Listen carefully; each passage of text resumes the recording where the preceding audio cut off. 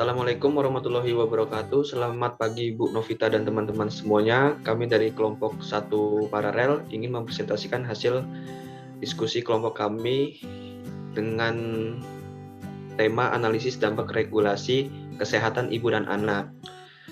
Dan kelompok 1 Paralel ini yang beranggotakan saya sendiri, Nicholas Hansori, Kezia Rani Simulina, Aditya Irwansyah, Amalia Indah Rizky, Ricana Ajiganta, Agustina Fajriah, dan M. Fajar Satura. Baik, langsung saja kepada pemateri pertama untuk mempresentasikan hasil diskusi. Tahapan analisis RIA, analisis masalah. Yang pemetaan regulasi, yang ketiga analisis pengakuan kepentingan, keempat analisis biaya dan manfaat.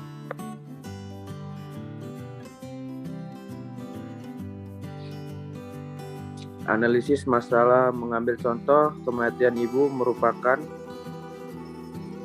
masalah kesehatan utama di Indonesia berdasarkan angka-angka hasil survei nasional hingga tahun 2012.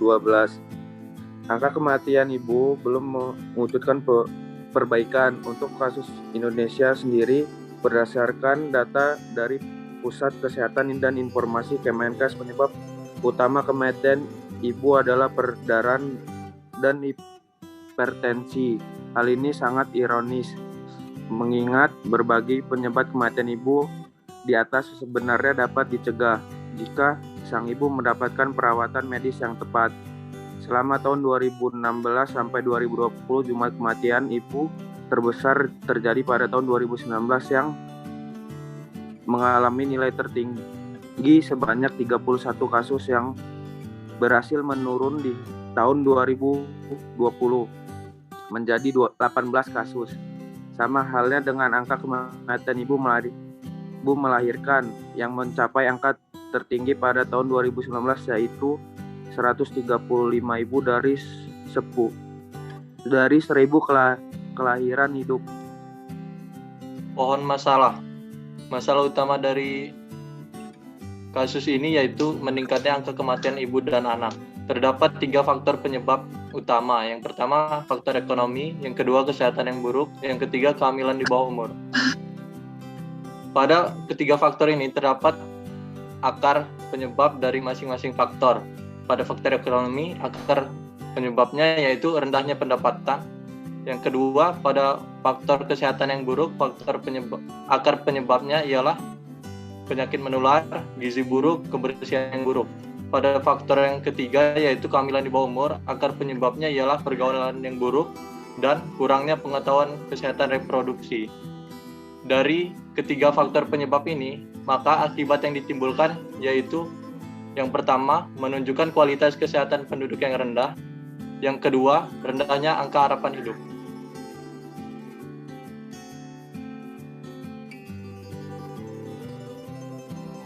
Tahap yang kedua yaitu pemetaan regulasi. Pemetaan regulasi dari kebijakan ini terdapat pada beberapa peraturan undang-undang. Yang pertama itu dalam Undang-Undang Nomor 36 Tahun 2009 tentang Kesehatan dengan fokus kesehatan ibu dan anak tingkat nasional dengan tujuan untuk menjaga kesehatan ibu sehingga mampu melahirkan generasi yang sehat dan berkualitas serta mengurangi angka kematian ibu.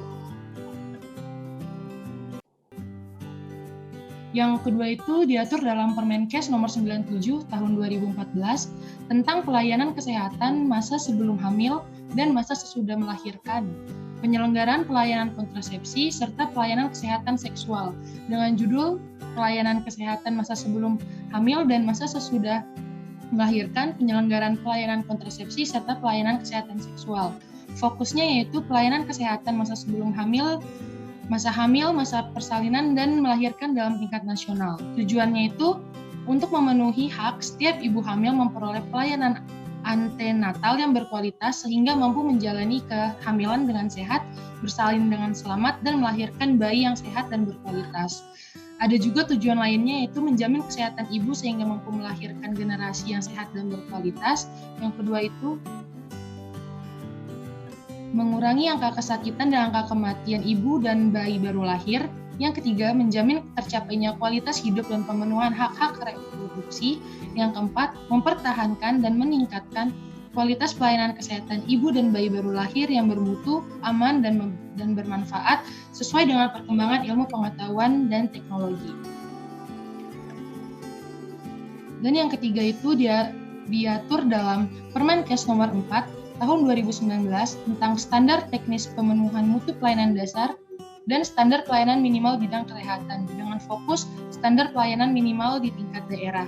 Tujuannya yaitu standar teknis ini bertujuan untuk memberikan kemudahan kepada pemerintah daerah dalam penyusunan perencanaan untuk melaksanakan SPM bidang kesehatan di provinsi, kabupaten, atau kota. Dalam kebijakan KIA ini tentunya akan sangat berguna bagi kesehatan ibu hamil, kesehatan ibu bersalin, kesehatan bayi baru lahir, dan kesehatan balita. Selanjutnya ada analisis pemangku kepentingan. 3 langkah dalam analisis kepentingan yaitu 1. Stakeholder mapping, 2. Power grid, 3. Pilihan rekomendasi. Next.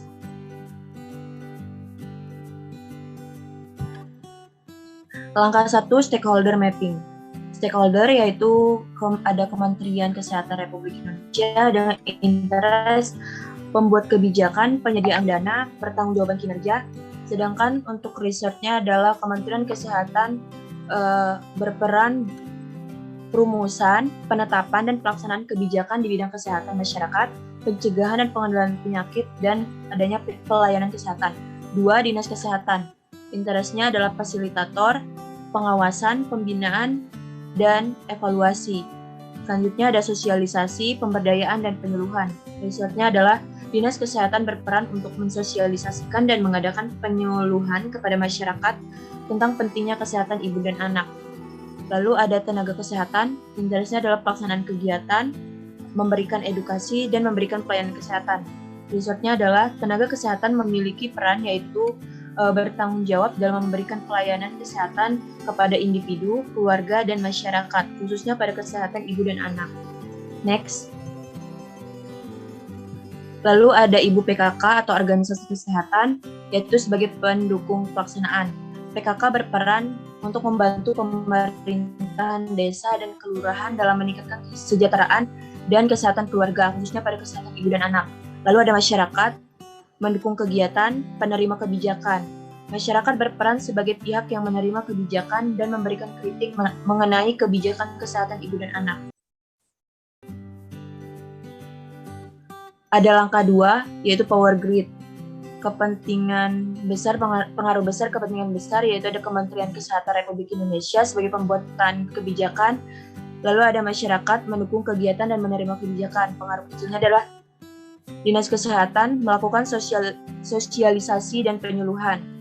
Pengaruh besar kepentingan kecil, tenaga kesehatan, yaitu sebagai memberikan pelayanan kepada masyarakat. Dan ada pengaruh kecil, kepentingan kecil, ada Ibu PKK atau organisasi kesehatan sebagai pendukung pelaksanaan. Ketiga yaitu pilihan atau rekomendasi. Stakeholder di sini yaitu meliputi ada Dinas Kesehatan, Kementerian Kesehatan, Ibu PKK atau organisasi kesehatan, dan tenaga kesehatan. Next.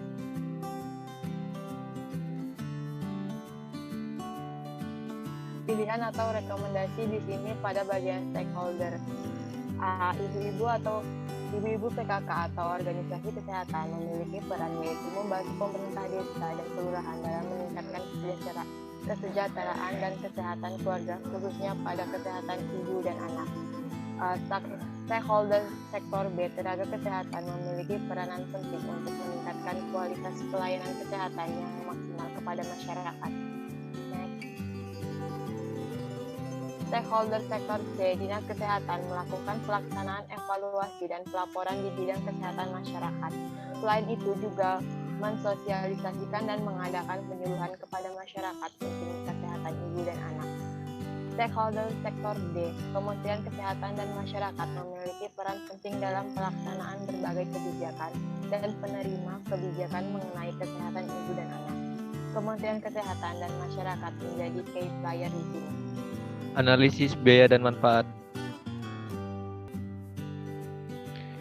Analisis manfaat. Analisis kebijakan program kesehatan ibu dan anak ya sebagai satu bentuk komitmen Indonesia terhadap isu kesehatan, manfaat, dan biaya pada kebijakan KIA.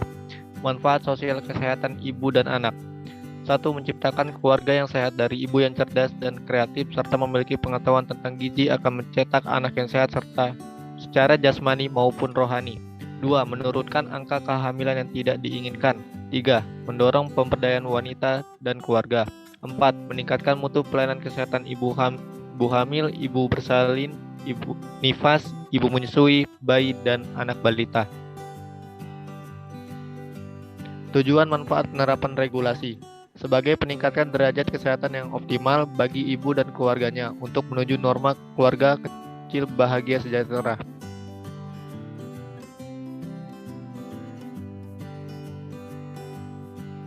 Selanjutnya ada analisis biaya.